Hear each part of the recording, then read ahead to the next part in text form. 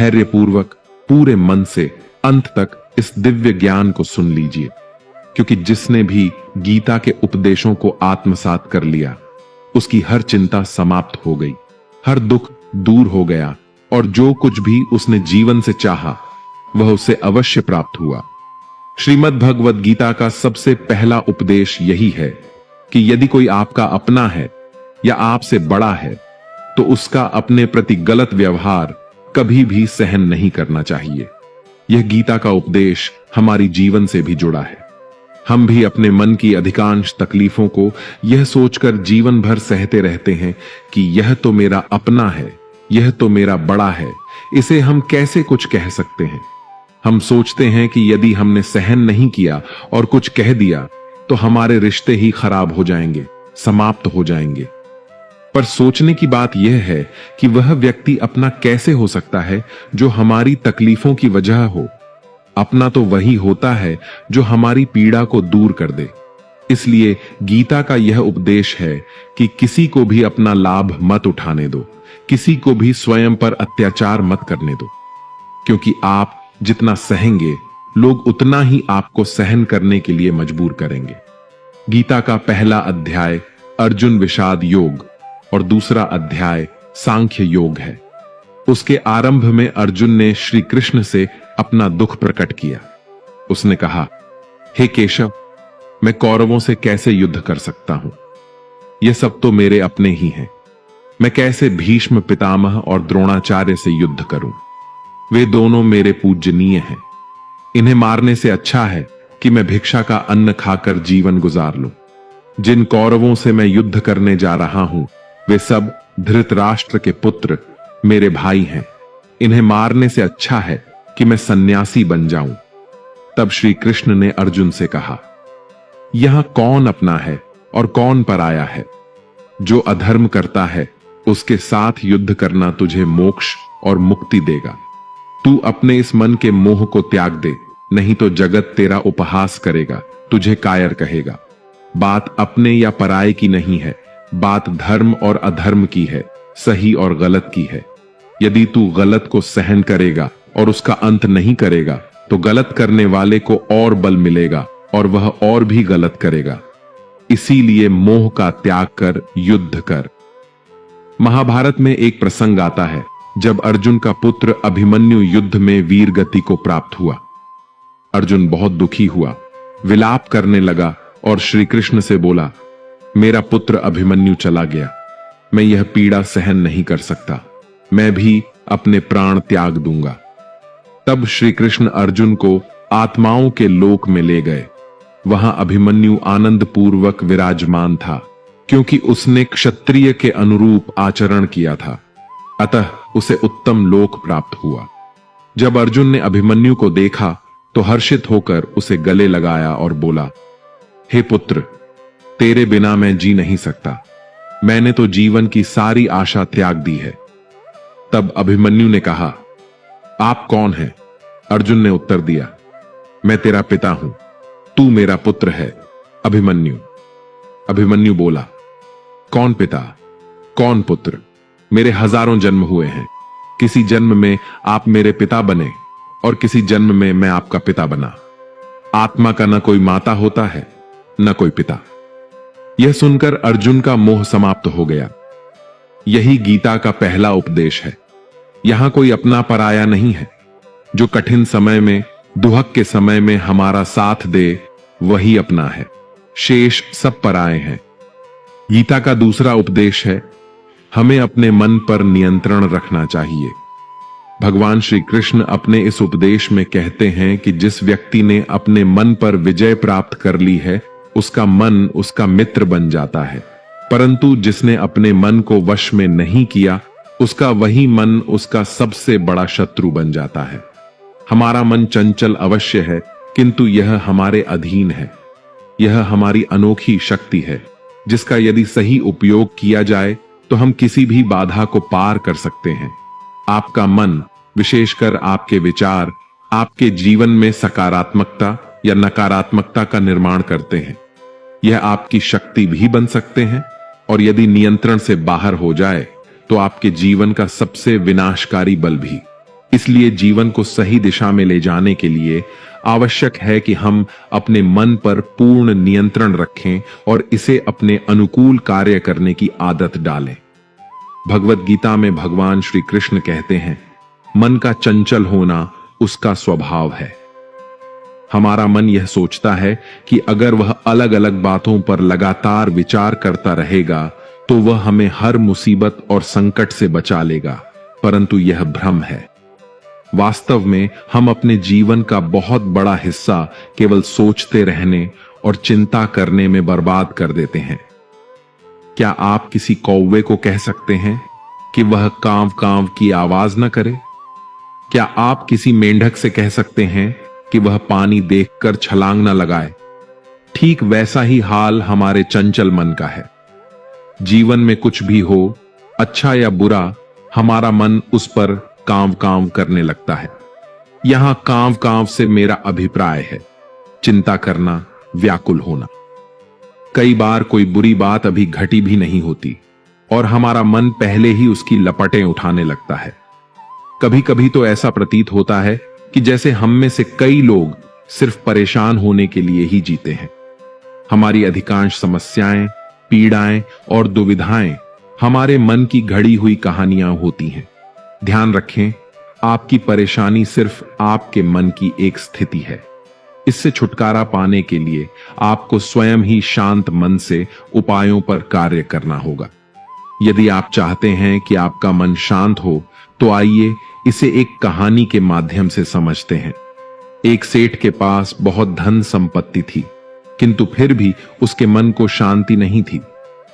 एक दिन किसी ने बताया कि एक नगर में एक सिद्ध साधु रहते हैं जो ऐसी युक्ति बताते हैं जिससे मनचाही वस्तु प्राप्त हो जाती है। सेठ साधु के पास पहुंचा और बोला, महाराज, मेरे पास सब कुछ है लेकिन मन की शांति नहीं है। साधु मुस्कुराए और बोले, बेटा, जैसा मैं करूं उसे ध्यान से देखना, इससे तुम्हें शांति प्राप्त करने की युक्ति मिल जाएगी। अगले दिन साधु ने सेठ को कड़ी धूप में बिठा दिया और स्वयं कुटिया में जाकर विश्राम करने लगे। सेठ गर्मी से व्याकुल हुआ लेकिन चुप रहा। दूसरे दिन साधु ने उसे भोजन नहीं दिया और स्वयं स्वादिष्ट पकवान खाते रहे। सेठ इस दिन भी मौन रहा।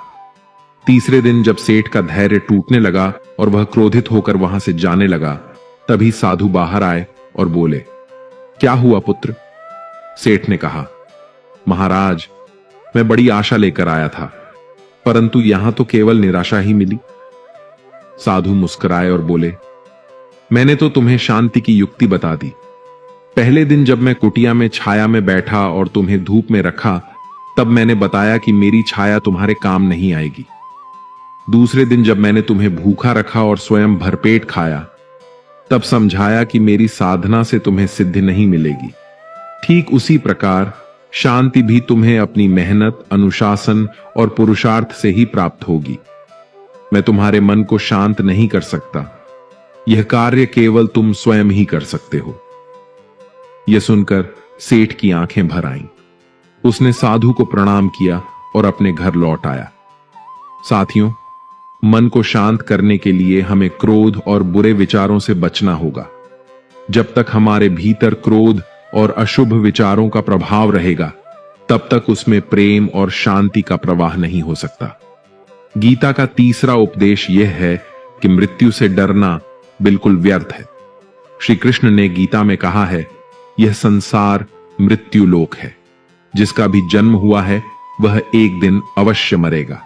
जिसका आरंभ हुआ है उसका अंत निश्चित है। हम इसे रोक नहीं सकते। जैसे हम प्रतिदिन वस्त्र बदलते हैं, वैसे ही आत्मा नया शरीर धारण करती है। मृत्यु केवल इस जीवन का एक नया आरंभ है, अंत नहीं। आत्मा कभी नहीं मर सकती और न ही उसे कोई मार सकता है।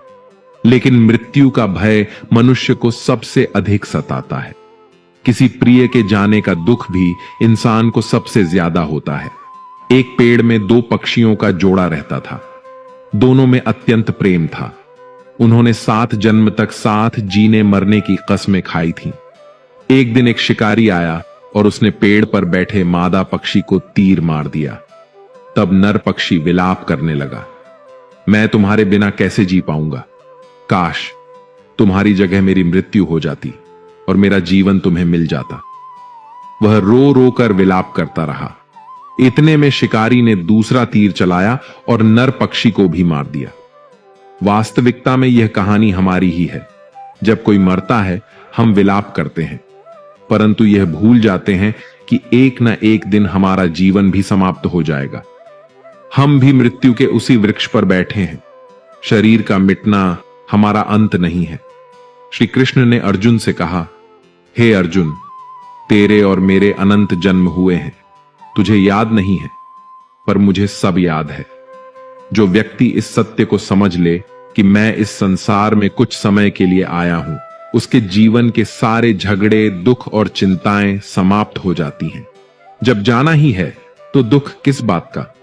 पूर्व काल में साधु संत लोग पैदल यात्रा करते थे। एक महात्मा चलते चलते थक गए और एक नगर में पहुंचे। वहां उन्होंने एक महल देखा और विश्राम हेतु उसमें सो गए। जब राजा आया और उसने महात्मा को अपने पलंग पर सोते देखा तो आश्चर्यचकित हुआ। उसने पूछा, तुम मेरे महल में कैसे घुस आए और मेरे बिस्तर पर सो रहे हो? महात्मा ने कहा, मुझे तो यह धर्मशाला लगी। राजा ने पूछा, आपको यह धर्मशाला कैसे लगी? महात्मा ने प्रश्न किया, तुमसे पहले इस महल में कौन रहता था? राजा ने उत्तर दिया, मेरे पिता। उससे पहले मेरे दादा। महात्मा ने फिर पूछा, क्या तुम सदा यहां रहोगे या तुम्हारे बाद कोई और रहेगा? राजा बोला, मेरे बाद मेरा पुत्र रहेगा। तब महात्मा ने कहा, जहां रहने वाले बार बार बदलते रहते हैं उसे घर कैसे कह सकते हो? वह तो धर्मशाला ही है। इसलिए मैंने भी इसे धर्मशाला समझकर यहां रात्रि बिताने का विचार किया। संत वचन है, धर्मशाला जान जग को, जीव सब मेहमान, मोह किससे मत करो, सब स्वप्न का सामान। यदि हम भी यह समझ लें कि हम यहां कुछ समय के लिए आए हैं, आनंद लेने और खुश रहने के लिए आए हैं, तो हमारे सारे दुख समाप्त हो जाएंगे। लेकिन जब हम मोह जमा लेते हैं, दावा करते हैं कि यह मेरा है, इसके बिना मैं जी नहीं सकता, तो जीवन दुखों से भर जाता है। इसलिए मृत्यु का भय त्याग कर जीवन का प्रत्येक क्षण आनंद से जीना चाहिए। गीता का चौथा उपदेश है कि मन और विचारों को नियंत्रित किए बिना जीवन में शांति और सुकून नहीं मिल सकता।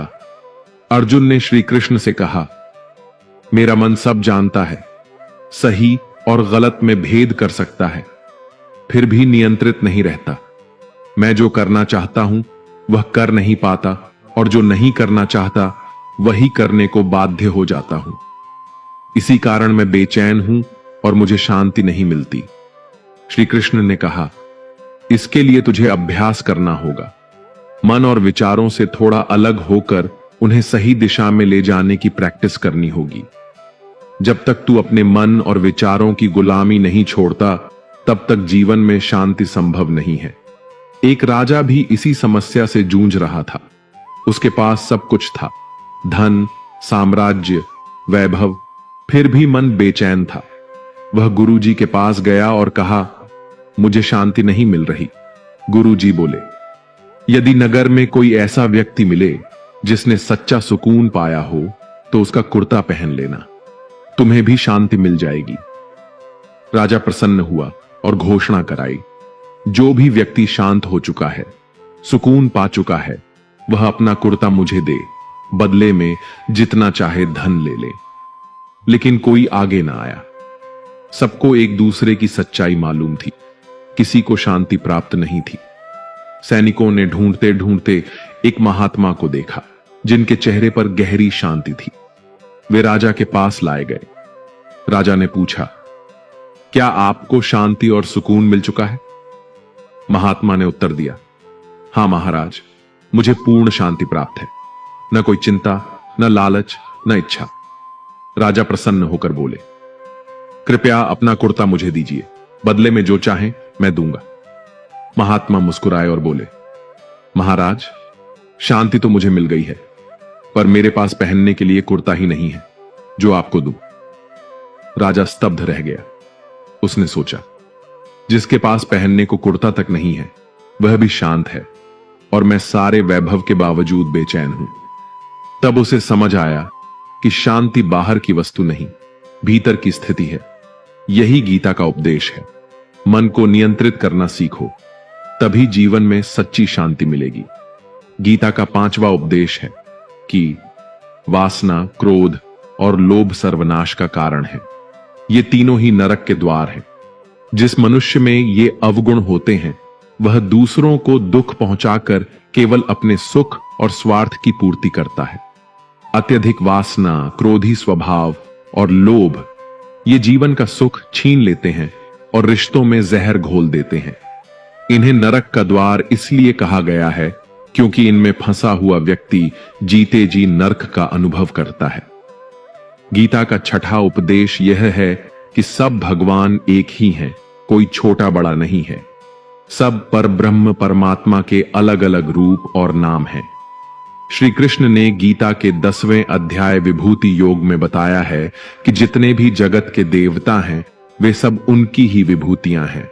मैं ही शिव हूं, मैं ही इंद्र हूं, मैं ही यक्षराज कुबेर हूं, मैं ही अग्निदेव हूं, देवताओं के गुरु बृहस्पति भी मैं हूं, समुद्र भी मैं ही हूं, काल का महाकाल भी मैं ही हूं, सृष्टि की उत्पत्ति, पालन और संहार करने वाला भी मैं ही हूं। श्री कृष्ण ने अर्जुन से कहा, मेरी विभूतियों का कोई अंत नहीं है, इसलिए सब देवता, सब नाम, सब भगवान मेरे ही रूप हैं। इसलिए गीता का उपदेश है, कभी भी किसी देव या ईश्वर में भेद बुद्धि मत करना, कभी किसी को छोटा बड़ा मत समझना और कभी भी किसी दूसरे के इष्ट देव को तुच्छ मत मानना। इस विषय पर झगड़े नहीं करना चाहिए कि कौन बड़ा है और कौन छोटा। गीता का 7वां उपदेश यह है कि सुख की इच्छा ही अंततः हमारे दुखों का कारण बनती है। श्री कृष्ण ने अर्जुन से कहा, मनुष्य जितनी अधिक सुख की इच्छा करता है उतना ही उसकी इंद्रियां आसक्त हो जाती हैं और उसका मन संसार के आकर्षण का गुलाम बन जाता है। जितना वह सुख के पीछे भागता है उतना ही दुख के अनुभव से गुजरता है, क्योंकि यह संसार का नियम है। जो चीजें प्रारंभ में आकर्षक लगती हैं वे बाद में दुख देती हैं, और जो चीजें प्रारंभ में कठिन प्रतीत होती हैं वे बाद में उपयोगी सिद्ध होती हैं। गीता का 8वां उपदेश यह है कि जो मनुष्य दुनिया के सारे सहारे छोड़कर केवल भगवान को ही अपना सहारा मान लेता है उसकी हर आवश्यकता परमात्मा स्वयं पूरी करते हैं और उसकी रक्षा भी करते हैं। श्री कृष्ण ने कहा, अनन्याश्चिन्तयन्तो मां ये जना पर्युपासते तेषां नित्याभियुक्तानां योगक्षेमं वहाम्यहम्। अर्थात जो व्यक्ति मुझे ही अपना सहारा मानता है उसका योग और क्षेम मैं वहन करता हूं। योग का अर्थ है जो चीज नहीं मिली है उसकी प्राप्ति कराना। क्षेम का अर्थ है जो प्राप्त है उसकी रक्षा करना। गीता का 9वां उपदेश यह है कि इस संसार में हमारा कुछ भी नहीं है। गीता सार में भी कहा गया है, तुम्हारा क्या गया जो तुम रोते हो, तुम क्या लाए थे जो तुमने खो दिया, तुमने क्या उत्पन्न किया जो नष्ट हो गया, तुमने जो लिया यहीं से लिया, जो दिया यहीं पर दिया, जो आज तुम्हारा है कल किसी और का होगा। परिवर्तन इस संसार का नियम है। कल तक जिनके बिना जीना असंभव लगता था आज उनसे कोई संबंध नहीं। जिन मित्रों ने जीवन भर साथ निभाने की कस्में खाई थीं आज पता नहीं वे कहां हैं। यह संसार परिवर्तनशील है, हर रिश्ता बदल जाता है, यहां तक कि हमारा शरीर भी बचपन से युवावस्था, युवावस्था से बुढ़ापे और अंततः मृत्यु की ओर बदलता रहता है। इसलिए न किसी के लिए रोना उचित है न किसी बात की चिंता करना। हम सारी उम्र रिश्तों, संपत्ति और सुख सुविधाओं को सजाने संवारने में लगे रहते हैं, लेकिन एक दिन सब बिखर जाता है और हमें सब कुछ छोड़कर जाना पड़ता है। गीता का 10वां उपदेश यह है कि किसी से भी हद से अधिक मोह मत करना। श्री कृष्ण ने गीता का पूरा ज्ञान ही अर्जुन के मोह को नष्ट करने के लिए कहा। मोह इतना बलवान है कि शेर जैसे साहसी को भी दुर्बल बना देता है। युद्ध भूमि में अर्जुन देवताओं तक को जीत चुका था, पर अपने बंधु बांधवों को देखकर उसका हाथ कांपने लगा। उसने कहा, हे केशव, मेरे हाथ से धनुष छूट रहा है, मुझ में युद्ध करने की शक्ति नहीं है। यही मोह है जिसकी पीड़ा असहनीय होती है। इसी मोह के कारण अनेक लोग अपनी जान तक दे देते हैं। जीवन में किसी से भी अत्यधिक मोह करोगे तो जीवन भर पीड़ा ही सहनी पड़ेगी। मोह से बाहर न निकलने वाला सब कुछ खो बैठता है। गीता का उपदेश है, मोह त्यागो, बलवान और बुद्धिमान बनो, सत्य का दर्शन करो। मोह हमें केवल झूठ दिखाता है और झूठी उम्मीदें जगाता है। यही हमारे दुखों का सबसे बड़ा कारण है। गीता का 11वां उपदेश यह है कि इस संसार में आए हो तो दुख अवश्य मिलेगा। श्री कृष्ण ने कहा, यह संसार दुखालयम अशाश्वतम है, अर्थात यह दुखों का घर है और शाश्वत भी नहीं है। जैसे औषधालय में औषधियां मिलती हैं, चिकित्सालय में चिकित्सा होती है, वैसे ही इस संसार में दुख मिलता है। परंतु यदि दुख है तो सुख भी है। यह संसार अशाश्वत है, यहां सब बदलता रहता है। दुख सुख में बदल जाता है और सुख दुख में, सम्मान अपमान में और अपमान सम्मान में, खुशी दर्द में और दर्द खुशी में, जीत हार में और हार जीत में। यहां कुछ भी स्थायी नहीं है। न हम स्थायी हैं, न हमारे संबंध, न हमारा शरीर। इसलिए दुख भी स्थायी नहीं रहेगा। गीता का 12वां उपदेश यह है कि जो चला गया उसका शोक मत करो और जो आने वाला है उसकी चिंता मत करो। महाभारत के युद्ध में अर्जुन ने श्री कृष्ण से कहा, यदि युद्ध हुआ तो करोड़ों लोग मारे जाएंगे। सैनिकों और योद्धाओं के जाने के बाद उनकी स्त्रियों का क्या होगा? समाज कैसे आगे बढ़ेगा? तब श्री कृष्ण ने कहा, हे अर्जुन, तू पंडितों जैसी बातें करता है, परंतु जो वास्तव में ज्ञानी होता है वह न तो मृतकों का शोक करता है, न ही जन्म लेने वालों का। जीवन और मृत्यु प्रकृति का विधान है। तेरे हाथ में कुछ भी नहीं है। तू चाह कर भी जीवन और मृत्यु को नियंत्रित नहीं कर सकता। इसीलिए जो ज्ञानी होता है वह न बीते हुए कल का शोक करता है, न आने वाले कल की चिंता करता है। हमारे सभी दुखों का कारण यही है कि या तो हम बीते हुए समय को सोच सोच कर दुखी होते रहते हैं, या भविष्य की चिंता कर करके स्वयं को कमजोर और बीमार बना लेते हैं। गीता का ज्ञान हमें सिखाता है कि न तो हम बीते हुए समय को बदल सकते हैं और न भविष्य को। हमारे हाथ में केवल वर्तमान है। एक गुरु ने अपने शिष्य को पारस पत्थर दिया। वह शिष्य आलसी था, हर काम को कल पर टाल देता था। गुरु ने कहा, यह पारस पत्थर लो, इससे जब तू लोहे को छुएगा तो वह सोना बन जाएगा। पर ध्यान रहे, यह पत्थर मैं केवल 1 महीने के लिए दे रहा हूं। 1 महीने बाद इसे वापस ले लूंगा, तब तक इसका सदुपयोग करना। शिष्य बाजार गया, पर जब उसने लोहा देखा तो मूल्य महंगा लगा और सोचा, अब भी मत खरीदूं, जब सस्ता होगा तब खरीद लूंगा। उसे यह विचार ही नहीं आया कि इस लोहे को सोना बनाकर अपार धन कमा सकता है। पर उसके आलस्य ने उसे काम टालने पर मजबूर किया। ऐसा करते करते पूरा महीना समाप्त हो गया। गुरुजी आए और पूछा, बताओ तुमने कितना सोना बनाया? शिष्य बोला, गुरुजी, मैंने तो अभी आरंभ ही नहीं किया। गुरुजी ने कहा, अब मुझे मेरा पारस पत्थर वापस चाहिए। शिष्य बोला, गुरुजी, थोड़ा और समय दीजिए, मैं सोना बनाना चाहता हूं। गुरुजी ने कहा, पारस पत्थर पूरा 1 महीना तेरे पास था, पर तूने उसका उपयोग नहीं किया। अब समय समाप्त हो गया। ऐसे ही यह हमारा जीवन है, हमारी जिंदगी है, और यह समय ही पारस पत्थर है। हम समय के एक एक पल से अपने जीवन को सोना बना सकते हैं, लेकिन हमें यह लगता है कि हमारे पास बहुत समय बचा है, एक दिन जिंदगी को जी लेंगे, एक दिन जिंदगी में खुश हो जाएंगे। लेकिन वह दिन कभी नहीं आता।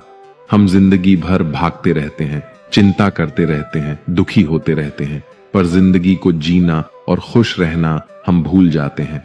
इसीलिए गीता का ज्ञान हमें यह सिखाता है कि आप आज में जीना सीखें, इस पल में जीना सीखें। मित्रों, आज आपने श्रीमद् भगवद गीता के 12 अनमोल उपदेश सुने। ये उपदेश केवल कथन नहीं है, ये स्वयं भगवान की वाणी है। जीवन के हर मोड़ पर राह दिखाने वाले दीपक हैं। पूरे विश्व में गीता को सबसे अधिक पढ़ा गया है, पर सबसे कम समझा गया है। स्मरण रखिए, जीवन में कितनी भी कठिनाई क्यों ना आए, कितना भी अंधकार क्यों न छा जाए, गीता का एक श्लोक, एक उपदेश आपके जीवन को बदलने की शक्ति रखता है। श्रीमद् भगवद गीता के इन दिव्य उपदेशों को हमें बार बार सुनना चाहिए, प्रतिदिन सुनना चाहिए। जब भी जीवन में चिंता या संकट आए तो इन उपदेशों को स्मरण करना चाहिए।